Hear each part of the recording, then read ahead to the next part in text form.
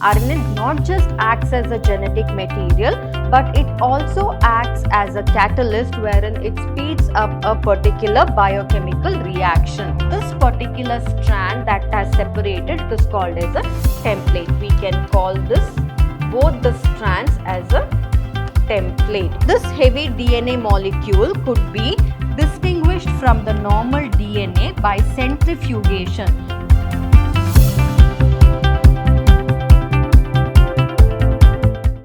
Hello everyone, a warm welcome to today's session on chapter 6 of 2nd PUC, that is molecular basis of inheritance. I'm Dr. Divya, biology faculty, Vidhyaashram University College, Mysuru, Temple of Excellence.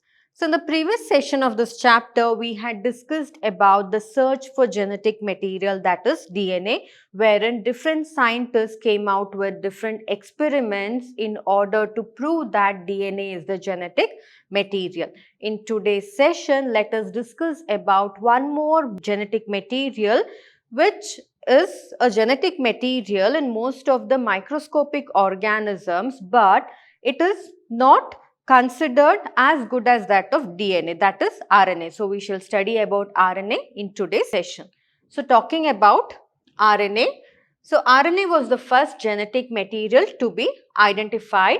So there is now enough evidence to suggest that essential life processes such as beat metabolism, translation mechanism, then splicing, all that are evolved around RNA. That is true, right? Because if the reading of the genetic code has to occur, or if the mechanism of translation has to occur, if the process of splicing, which is nothing but splicing process, which is very important for the maturation of the mRNA to occur, if all that has to take place, then RNA is needed, right?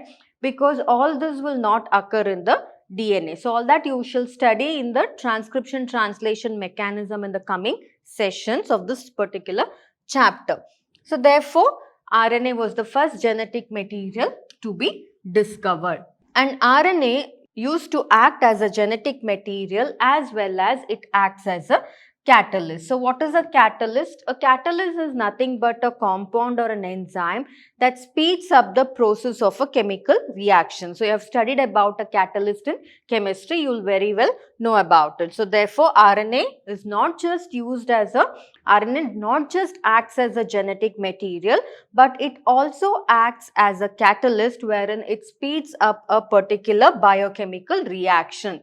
So for very important biochemical reactions to take place in a particular living system, then RNA is the one that actually helps, and it is not the protein enzymes that help. So therefore RNA acts as a genetic material as well as RNA acts as a catalyst. But RNA being a catalyst is very reactive and therefore it is unstable. So we had studied in the previous session of this chapter DNA versus RNA, right? Why DNA is a better genetic material than an RNA.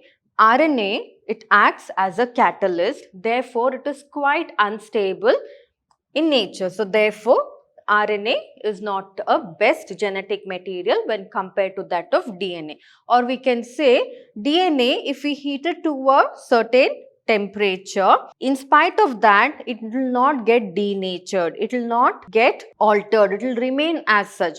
So that is why DNA is a better genetic material. But RNA being a catalyst, if we apply some heat or something to RNA for any of the experimental procedures, it might get altered because it is nothing but a catalyst. So that is why RNA is not that good genetic material when compared to that of DNA. So therefore DNA has evolved from RNA with chemical modifications making it more stable. So it is said that DNA has evolved from RNA itself. And DNA being double-stranded and having complementary strand further resist changes by evolving a process of repair. This is also very important. DNA is a better genetic material than RNA because DNA is having double strand. It is a double-stranded, right? It has one particular strand having its own nitrogenous bases and the other strand complementing those nitrogenous bases. So therefore, any alterations or mutations occurring in the DNA, it can be repaired very easily. But RNA, because it is quite unstable and RNA is single-stranded, wherein RNA doesn't have a complementary strand, therefore the correction of the mutation or the repair of RNA is quite difficult, or it is not at all possible. So that is why DNA is a better genetic material than RNA. So here next we shall talk about the process of replication. Now we know about DNA.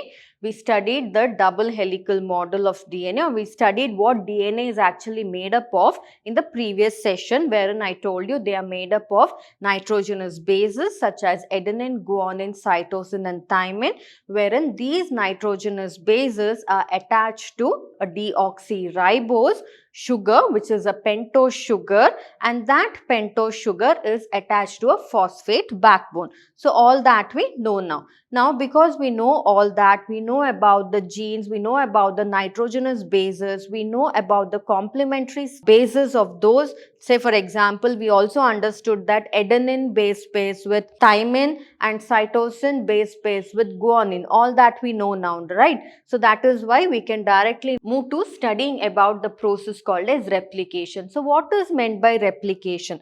Replication means in the word itself the meaning lies. Replica. A replica of something is being created. Of what here? In this particular case, DNA, because I'm talking about DNA, right? So a replica of the DNA is being created, or daughter strands of the DNA are created, or daughter DNA is being created, which is exactly similar to that of the DNA. So replica means it should be similar, right? So therefore, that process is called as replication. So how exactly replication occurs? So to understand replication, we need to clearly understand the double helical structure of DNA that was proposed by Watson and Crick. So all that we shall study now. So replication, so while proposing the double helical structure of DNA, Watson and Crick had immediately proposed a scheme for replication of DNA. So, the scheme for replication of DNA was proposed by Watson and Crick. So, Watson and Crick were the people or the scientists who actually proposed the double helical structure of DNA. They were the first people to say to the world that DNA is not single-stranded, it is double-stranded, wherein one strand is complementing the other, and these two strands are held together by hydrogen bonds, and this actually results in the coiling of the DNA, therefore resulting in a helical-like structure. So you can see here they are in the form of a helix. So this idea was given by Watson and Crick, and apart from that, based on this idea only, immediately after coming to know that DNA is a double helical structure, Watson and Crick proposed the model of replication, that is how exactly DNA produces a copy of itself. So when the cell division occurs in the body of an organism, the chromosomes have to be formed, right? And in that chromosome, the same copy of DNA has to enter into that particular cell. How does the same copy of DNA get formed? So all that comes under replication. So they put forward a statement to quote about replication, wherein they said that it has not escaped our notice that the specific pairing we have postulated immediately suggests a possible copying mechanism for the genetic material. So this was the statement put forward by them. When did they put this? In 1953 itself, immediately after telling the world that DNA is a double helical structure, then they said that DNA undergoes replication. They put it in the form of a statement wherein they said that the replication mechanism occurs wherein one DNA strand itself gets copied again. So copying means obviously it is a replica of that older parental DNA strand, right? So that is what they put it in the form of a sentence and they introduced into the world. So that is when people came to know that something, a process called as replication, is seen in DNA. So the scheme suggests that two strands would separate. So they put forward a scheme, right? You cannot just put it in 3 sentences or in the form of a statement. People will read it, they'll not be able to understand completely what it is. You need to explain how exactly the replication occurs. So that is when they said that the two strands will get separated. That is true, right? So at a particular point, you can see the separation of the two strands. So until here, the strands did not get separated, right? You can see that guanine is held by, guanine is base pairing with cytosine, adenine with thymine. Again here they are base pairing and a helical structure is formed.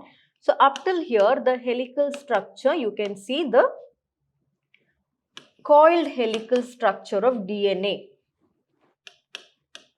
You can see. But once it reaches a particular point, you can see that the strands of the DNA have separated. Now, are they double in nature? No.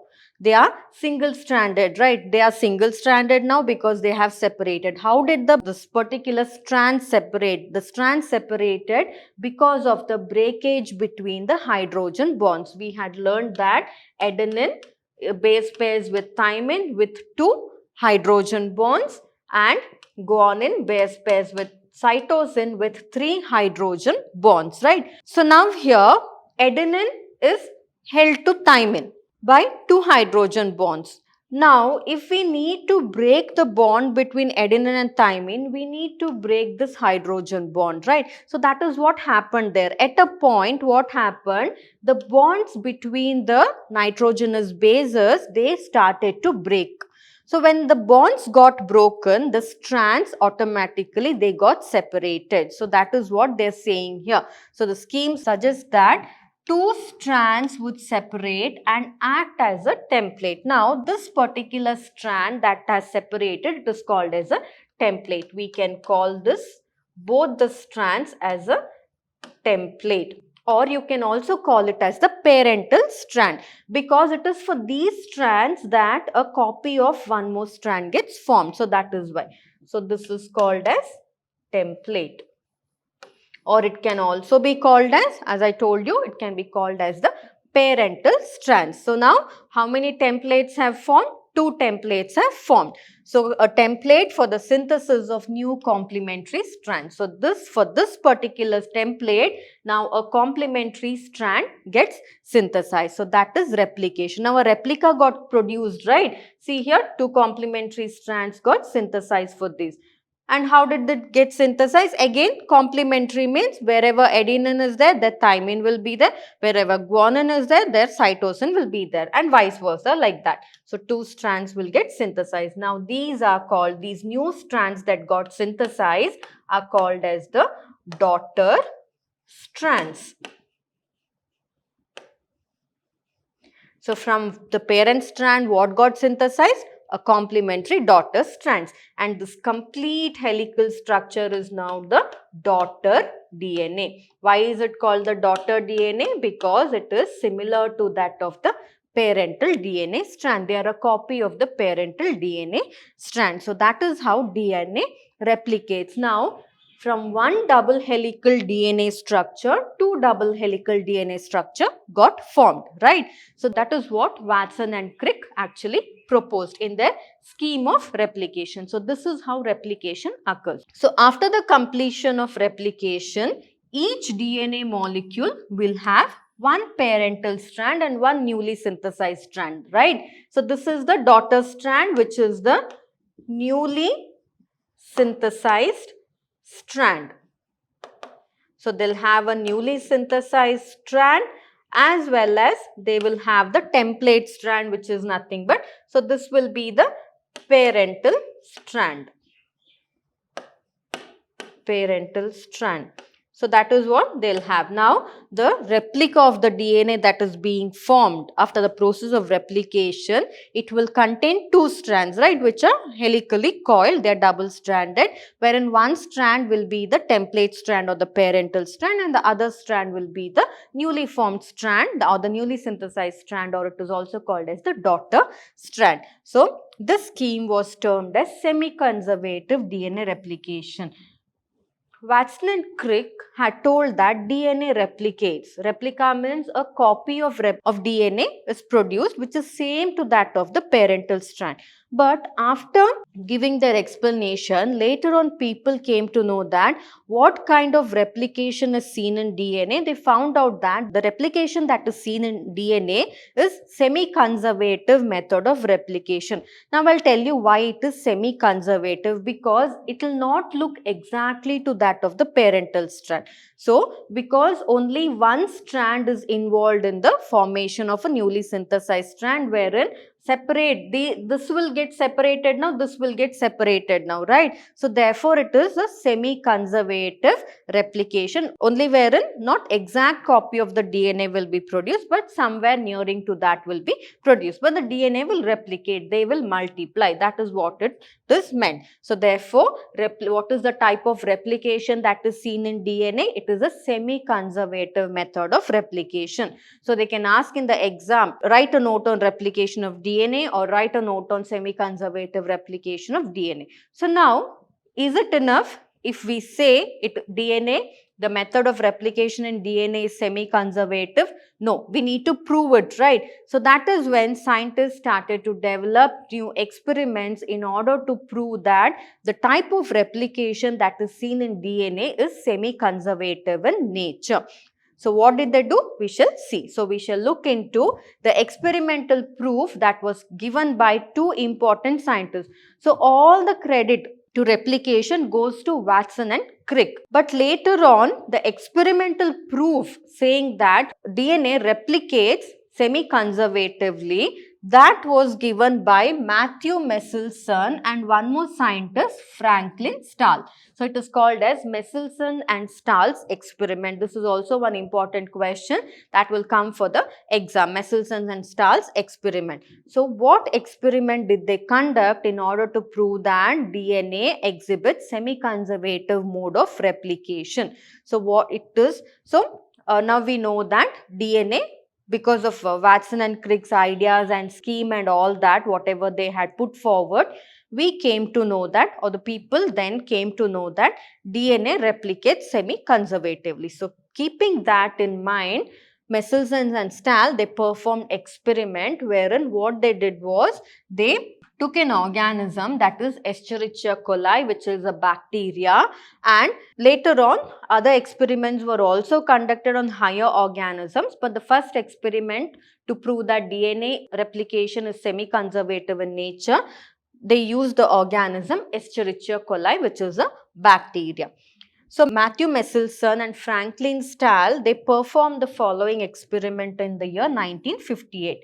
So in 1953, we came to know that DNA replicates semi-conservatively. But the experimental proof was given for the world to completely believe on it in the year 1958. So what was the experiment? We shall look into. So what they did was they took this particular bacteria, Escherichia coli, and they grew it in a medium. So a synthetic medium in a petri dish, and in that medium, now what is that medium made up of? What did they add to that medium? We shall see. So they took a petri dish, they prepared a medium. To that medium, they added ammonium chloride, that is 15NH4Cl ammonium chloride, wherein this 15N is the heavy isotope of nitrogen. So these are the isotopes of nitrogen, and as the only nitrogen source for many generations. So therefore this media was used, media having 15 isotopes of nitrogen, therefore 15NH4Cl ammonium chloride media was prepared, and this E. coli was made to grow in that particular media. So E. coli also has this genetic material in it, right? So they conducted that studies on E. coli because it is very easy to grow E. coli. So they took E. coli, they put it in a synthetic medium. What was there in the synthetic medium? The synthetic medium contained ammonium chloride, wherein the nitrogen component of ammonia was of 15N isotope. It was made up of 15N isotope. So 15N isotope means it is very heavy in nature. And then what they did was they incorporated this particular 15N isotope from that media into the newly synthesized DNA as well. So when they incorporated into the newly synthesized DNA, this heavy DNA molecule could be distinguished from the normal DNA molecule. Why? Because when they went in for the centrifugation procedure and all that, the heavy DNAs will settle at the bottom, whereas the lighter DNAs will be at the top. So that is what happened. So obviously, when they grew Escherichia, I'll explain to you in detail in the coming slides with proper diagram. For you, a small introduction, you need to understand this. So what did they do? They first took up E. coli, they grew it in a media. What was there in the media? In the media, ammonium chloride was there, wherein the nitrogen component of ammonia, that is, it was 15N, meaning it was 15N isotope, which is very heavy. So therefore, when inside E. coli, when the replication process took place and all that, this to the newly synthesized strand, that is the daughter strand that I told you, no, after the replication, how the daughter strand gets synthesized, to that daughter strand, this 15N went and incorporated there. Now, because this 15N is a heavy isotope, that daughter DNA strand became heavy. Right. So when they centrifuged it, what happened? The heavy strands will settle at the bottom and the lighter ones will float. So that is the base what they use for creating the experiment. So this heavy DNA molecule could be distinguished from the normal DNA by centrifugation. So what did they do? They took a centrifuge tube. So we have centrifuge tubes like this that are available. Inside the centrifuge tube, he added a solution. That solution was nothing but made up of cesium chloride. What was the solution made up of? Cesium chloride. So to that cesium chloride, now what happened when they put that centrifuge tube in a centrifugation machine, because of the rotation speed, what happens? The strands will get separated. And obviously, how does the separation occurs? The heavier ones will settle at the bottom, the lighter ones will float at the top, right? That is when they use this particular procedure for the studies. So 15N isotope is not a radioactive isotope and therefore it can be separated easily from 14N. Not just this, they also used one more media wherein it contained 14N isotopes of nitrogen compound in ammonium chloride. So all that we shall study in detail in the coming slides here. So in this slide, you will be very much clear exactly what experiment they had conducted. Now you have an idea what they had did. So clearly you will understand here how exactly the experiment was conducted. So what they did was they took E. coli cells, that E. coli cells, so they are E. coli cells, right? They are unicellular organisms, bacteria, E. coli cells. That E. coli cells, then they transferred it into a normal 14, that is normal ammonia chloride media. First what did they do? Again coming back. First what did they do? They took E. coli, they grew it in a media containing ammonium chloride, but in that ammonium chloride compound, the nitrogen of that compound was 15N isotope, which was heavy. And therefore, now in daughter strand in that particular E. coli, whatever after replication was synthesized, it contained 15N isotope. And later on, they went in for centrifugation wherein they were able to separate the DNA strand. Now, the same E. coli cells, what they did was they took it from the media and then they transferred it into one more media. And in that media, what was there? Ammonia chloride itself was there. But what was the isotope number in that particular nitrogen compound of ammonium chloride? It was 14N.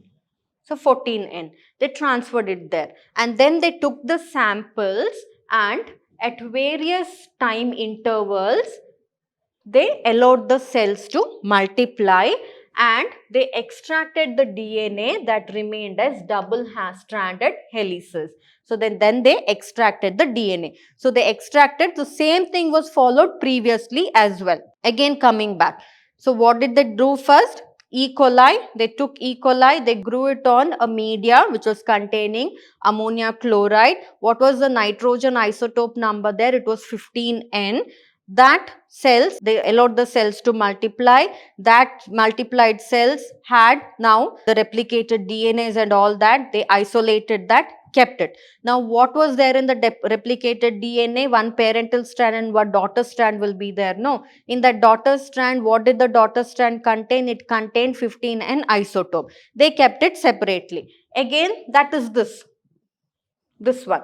They kept it separately. Next, what did they do? Again, they took those same bacterial cells and they grew it in, some of the bacterial cells they took and grew it in one more medium. Which medium? Again, ammonium chloride medium itself. But what was the isotope number of nitrogen there? It was 14N, which is less heavier when compared to that of 15N, right?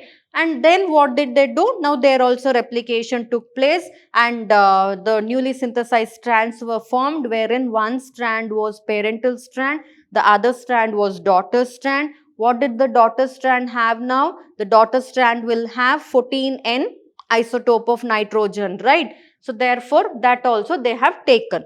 Now what they will do is, so now they'll have to separate the various samples. How did they separate the various samples? So first they separated 15N DNA by centrifugation method. So older DNA strands and all that were there, that were floating, that was discarded. Only the heavier ones which had replicated carrying the 15N daughter strands, that settled at the bottom, that was retained. That is what we got here, right, after centrifugation process. Again 14N also same way they got it.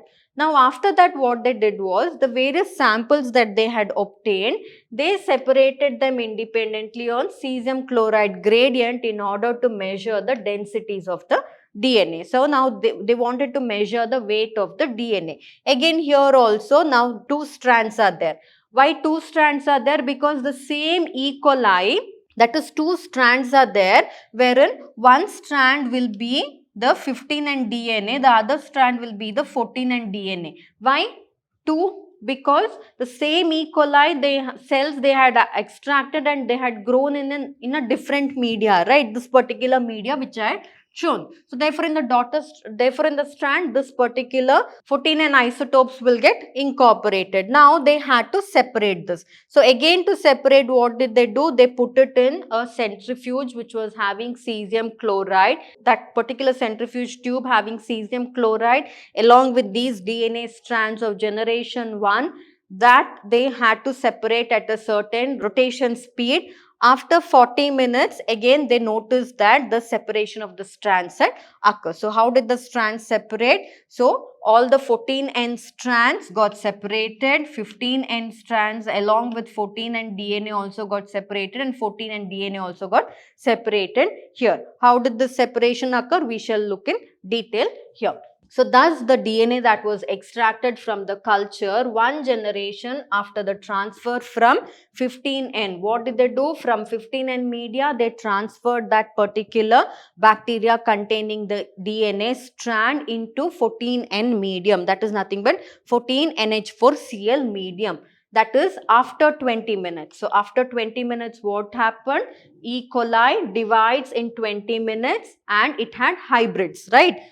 So first what did they do? Again I am brushing this up so that you will get an idea clearly what it is. So first what did they do? They took up E. coli, they grew it in 15NH4Cl in the daughter strands because of replication in the daughter strands that got formed along with the parental strand. In that the daughter strand had 15N isotopes of nitrogen. Now that 15N DNA, same thing, they took it and then they put it in, transferred it into which media? Containing 14NH4Cl, right? So the isotope of nitrogen there is 14 there.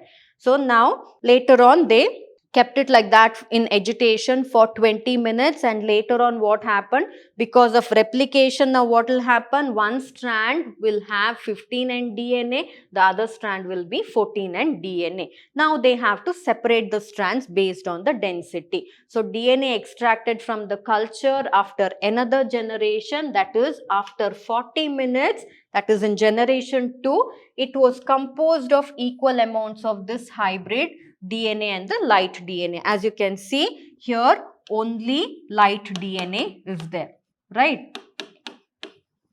Centrifugation. Again, this one, they put it into a centrifuge tube. So, this one, they put it into a centrifuge tube. What is there inside the centrifuge tube? Cesium chloride solution.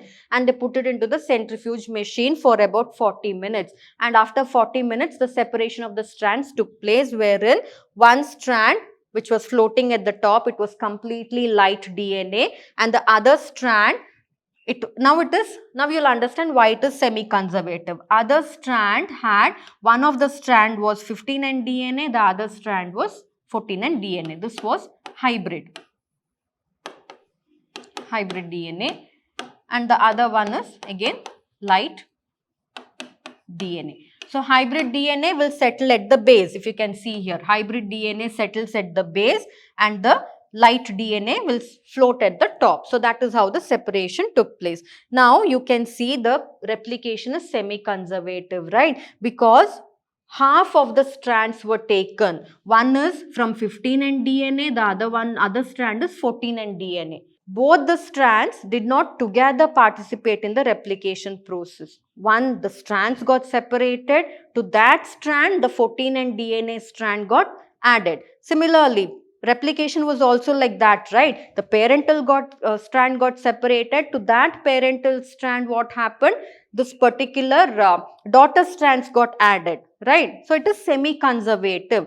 Did both the strands get conserved there? Did both the strands, to that strand only, did one daughter strand form? No, right? Or did both the strands get copied as such? No, it was semi-conservative in nature. So, this was the experiment that proved that DNA is semi-conservative in nature. So, this is about how by separating the strands by growing E. coli or in different media having different isotopes of nitrogen, they later on they separated the strands and they found out the replication is semi-conservative in nature. So, very similar experiments involving the use of radioactive thymidine to detect distribution of newly synthesized DNA in the strands were also performed in Vidhyaashram. So, apart from this, one scientist, Taylor, along with his colleagues in the year 1958, he again did the same experiment, but he used a different kind of radioactive media.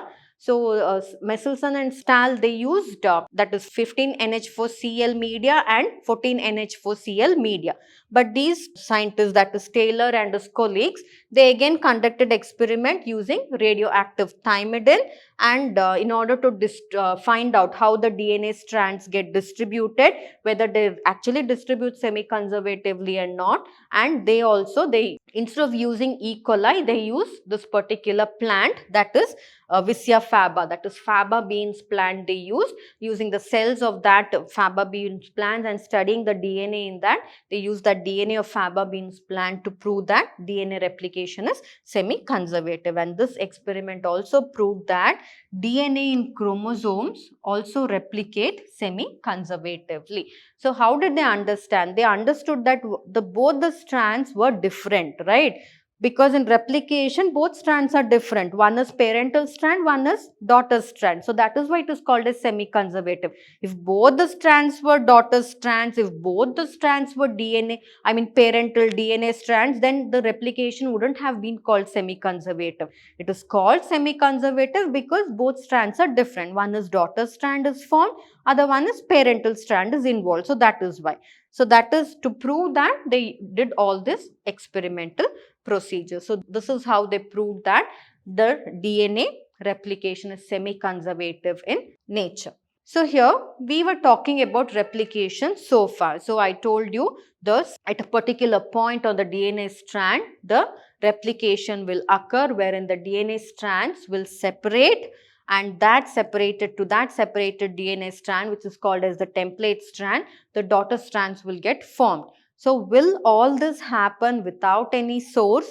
Not possible, right? So there are various enzymes that are involved which help in the process of replication. So what are those enzymes we shall look into? So we shall study about the machinery of replication and the enzymes that are involved in replication. So most of the genetic studies or the studies related to DNA was done in E. coli bacteria itself. So in living cells such as E. coli, the process of replication requires a set of catalysts. So what are catalysts? Again, they are nothing but enzymes which speed up the rate of a reaction, right? So what are those enzymes? We shall look into. So the main enzyme is called as DNA dependent DNA polymerase enzyme. It is a DNA polymerase enzyme. Why it is a DNA polymerase enzyme? Because it is that particular enzyme that plays a very important role in separating the DNA strands. So since it uses a DNA template to catalyze the polymerization of deoxynucleotides, so that is why it is called as DNA dependent. It is DNA dependent DNA polymerase enzyme because it takes the help of a DNA strand or a template strand of the DNA in order to catalyze or in order to increase the rate of reaction. So the first enzyme that is involved in the process of replication is DNA polymerase enzyme. So these enzymes are highly efficient enzymes because they catalyze the polymerization of a large number of nucleotides at a very short time. That is true, right? The nucleotide strands need to get separated at a very short time if the DNA strands has to unwind, and if the hydrogen bonds has to be broken and the DNA strand has to unwind. So that particular process is done by this particular enzyme, that is DNA polymerase enzyme. So this enzyme is the one that actually helps in the process of replication. Not just that, if the newly synthesized daughter strand has to be formed, then also this DNA polymerase enzyme is very, very important. It is there in the name itself. DNA polymerase means it is creating chains of DNA strand. So for that, DNA polymerase enzyme is very, very important. So therefore, this is one of the first enzymes to be involved in the process of replication. And in E. coli, the DNA strand is about 4.6 into 10 to the power 6 base pair when compared to that of the human DNA strand, which is about 6.6 into 10 to the power 9 base pair. So therefore, in E. coli, the replication process takes place within 18 minutes. That means the average rate of polymerization has to be approximately 2000 base pair per second. So 2000 base pairs or 2000 nitrogenous bases should get added per second during the process of replication or during the process of the synthesis of a new strand, that is the daughter strand. So therefore, E. coli is much preferred because in E. coli, the process for the completion of replication it occurs in 18 minutes because the DNA strand is very short there. So that is why. So that is why E. coli is mostly preferred for most of the experiments when it comes to replication, transcription, translation and all that. And not only do these polymers have to be fast, but also they have to catalyze the reaction with high degree of accuracy. So that is why DNA polymerase is a best suited enzyme. So the question can come in the exam. Why is DNA polymerase a better enzyme in the process of replication? It is because DNA polymerase has the capability to synthesize newly synthesize the daughter strands during the process of replication within a span of 18 minutes. That is, this particular DNA polymerase enzyme can add per second, it can add 2000 base pairs of DNA in a second. And not just that, these DNA polymerase enzymes are also capable of catalyzing the reaction with high degree of accuracy. There is no point of mistake here. If mistake occurs, what happens? It will lead to mutation. So therefore, because of their accuracy and because of their speed, DNA polymerase is one of the best enzymes that helps in the replication of the DNA. and any mistake during replication will result in mutation. So that is why, as I told you. And furthermore, energetically, replication is a very expensive process, and there is one more enzyme, which is deoxyribonucleoside triphosphate. They also serve this particular process of replication. And apart from that, in addition to this particular enzyme, that is deoxyribonucleoside triphosphate, in addition to acting as a substrate, they also provide the energy that is required for polymerization reaction, that is ATPs. They are nothing but the ATPs, right? The adenine triphosphates. So these are all nothing but the ATPs that actually provide various enzymes for the polymerization, DNA polymerization reaction to get catalyzed very fast, so that the addition of the base pairs can occur very fast. So therefore, ATPs and the DNA polymerase enzyme goes hand in hand during the process of replication in the case of DNA. And in addition to DNA dependent DNA polymerase enzyme, there are also some other enzymes that participate in the replication process. And say for example, for long DNA molecules, since the two strands of DNA cannot be separated in its entire length due to very high energy requirement, because I told you, if DNA polymerase has to act properly, then enough amount of ATPs has to be supplied. That is, triphosphates has to be supplied, right? Adenine triphosphate in this particular case has to be supplied.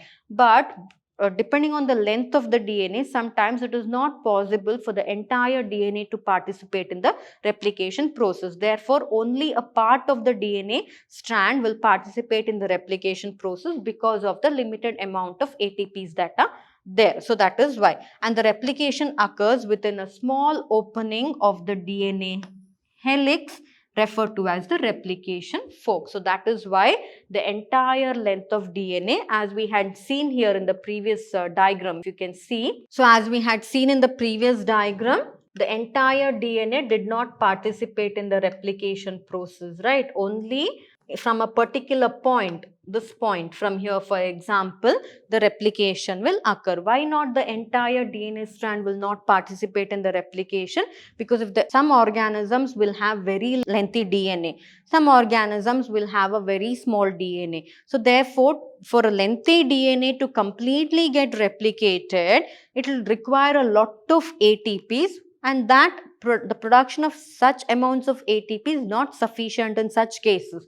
So that is why, to avoid that problem and for the replication to occur properly and for the DNA polymerase enzyme to function properly, because the energy for the DNA polymerization and polymerase enzyme to bring about the polymerization process actually comes from ATP. So that is why only a part of the DNA strand gets separated. Only from some point of the DNA strand the replication will occur, and that part which got unwound, this particular portion is called as the replication fork. It is looking like a fork, right? So that is why it is called as a replication fork. So here the replication occurs within a small opening of the DNA helix, and it is called as the replication fork because it looks like a fork. So from this particular point, the newly synthesized DNA strands will get formed. So again here, during the formation of a newly synthesized strand, the strand from 5' to 3', it will be continuous, but so again here, during the formation of the strand, the one daughter strand will be synthesized continuously, whereas the other daughter strands will be synthesized discontinuously, and later on, with the help of the ligase enzyme, this particular daughter strand will get discontinued daughter strand that is there, that will get joined, and they'll form a helical structure again. So that is how the replication occurs here. So the DNA dependent DNA polymerase, it will catalyze the polymerization reaction only in one direction, as I told you, that is from 5' to 3' direction. So the direction is from 5' to 3'. So when it is from 5' to 3' direction, the formation of the strand is continuous. Can you see here? There is no break. The addition of the nucleotides is continuous here, or the addition of the nitrogen base is continuous here. Therefore, it is a continuously synthesized strand, because the DNA polymerase enzyme only acts or only catalyzes the polymerization in only one direction, that is from 5' to 3' direction. So, that is why here. So, this creates some additional complication as the replicating fork at the replicating fork, because consequently on one strand the template with polarity will be from 3' to 5'. We all know that if this is the DNA strand, this will be one template, one strand will be from 5' to 3', and the other strand will always be from 3' to 5'. Why it is like that? Because polarity has to maintain. If that polarity is there, then only the DNA will coil like a helical structure, right? So that is why here what happens, that DNA daughter strand after the process of replication. So here from one point what happened, from the replication fork, the strands got separated. Now what are these strands? These strands are the template strands, or they are called as the parental strands, right? So for these two template strands, now new strands, daughter strands has to form. So to this template strand from 5' to 3' direction, the formation of daughter strand will be continuous, because this daughter strand is also getting formed from 5' to 3'. You're understanding, right? Because here from 5' to 3' it is getting formed. So only the polymerization will occur continuously from 5' to 3' direction. But here if you can see, it is 3' to 5' the strand. So therefore here from 3' to 5', if it has to form, the complementary strand has to form for this, it will be discontinuous, because the polymerization can occur continuously only from 5' to 3'. So that we need to keep in mind. So therefore, the replication is continuous on a 5' to 3' strand, while on the other strand, which is having the template with polarity, that is from 3' to 5', it is a discontinuous strand. So the discontinuously synthesized fragments are later joined by the enzyme DNA ligase. I told you later on they will get joined. So to get joined, what is the enzyme that acts? It is DNA ligase enzyme. So ligate to means to join. So DNA's ligase will come there. So what are the two enzymes we understood now that are involved in replication? One is DNA dependent DNA polymerase enzyme. Other one is DNA ligase enzyme. So now we have understood how two daughter strands will form. And these two daughter strands, again, because of the formation of the hydrogen bonds between the complementary nucleotides, what will happen? They'll again start to coil and they'll form a new DNA strand, a replica, semi-conservative replica of the strand. So it will get formed. So the DNA polymerase on their own cannot initiate the process of replication. So also the replication does not initiate randomly at any place in DNA. I told you the entire strand of the DNA will not participate in the process of replication. Somewhere at one point, somewhere the DNA strands will unwind, and those two unwound DNA strands, which are the template strand, will participate in the process of replication. So here, that is what it means. Also, the replication does not initiate randomly at any place in a DNA. So there is a definite region where exactly the replication has to occur. The entire DNA replication will not occur, only in a specific region. Say for example, that is what scientists found out when they were studying in E. coli. They found out there is a definite region in E. coli DNA where the replication actually starts, and that point is called as the replication fork. We had studied, right?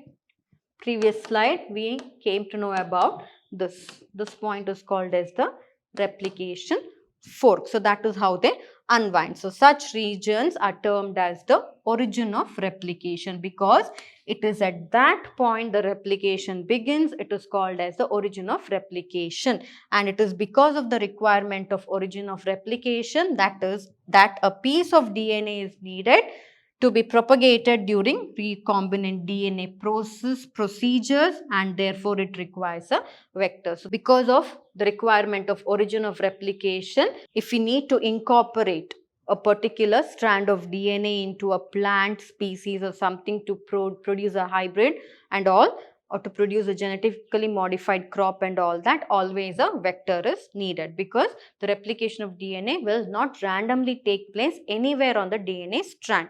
Only wherever there is the origin of replication site on the DNA present, there only the strands will unwind and it will participate in the replication process. So, the vectors actually provides the origin of replication. And in eukaryotes, the replication of DNA takes place in the S phase of the life cycle. So, we have studied in cell division chapter, that is the phases of life cycle, that is the S phase, the G2 phase and the mitotic phase, right? We had studied about all that, or the M phase that is called. So, in eukaryote, usually the replication begins at the S phase of the DNA, or S phase of the cell cycle. So, when the cell division process or the cell cycle process is in the S phase, that is the time when the replication will occur. Why? Because once replication occurs in the S phase and it enters into the M phase, by that time the daughter cells that would have formed should receive the newly synthesized DNA, right? So, that is why in the S phase itself the replication, all that would have been complete. So, the replication of DNA in cell division, therefore, it is a highly coordinated process, and whenever there is a failure in cell division after DNA replication, it will result in polyploidy, wherein extra chromosomes will get added, therefore causing polyploidy. So, we might have seen some seeds, when compared to the normal seeds, they will be larger in size, or the plant, they will be more hairy when compared to other plants. All that is because of polyploidy, because of improper distribution of chromosome. Why again improper distribution of chromosome or the DNA in particular? Because the cell division did not occur properly. So, therefore, as soon as replication occurs, cell division also should occur. Otherwise, what will happen? In that one cell itself, the replicates of DNA will get accumulated, which will result in polyploidy. If cell division occurs, what happens? The replicated DNA will move into the daughter cell. So, therefore, the process of development of that particular plant or animal or whatever organism is there, it will be normal. So, therefore, replication and cell division, so it should go hand in hand in a coordinated manner always. So, this was about this particular session, wherein we studied in short about the RNA world, and we also studied about the very important process of DNA, that is how new strands are formed in the DNA by a process called as replication. So, I hope you understood this session well. With this particular session comes to an end. So, in the coming session, let's discuss about the introduction to transcription, and in detail let's study about the process of transcription. So, transcription and translation are two important mechanisms that are very important in DNA. So, this coming session, transcription, we shall finish it off, and in the next session we shall go on with translation mechanism. So, I hope you understood this session well. We shall meet again in the coming session. Thank you.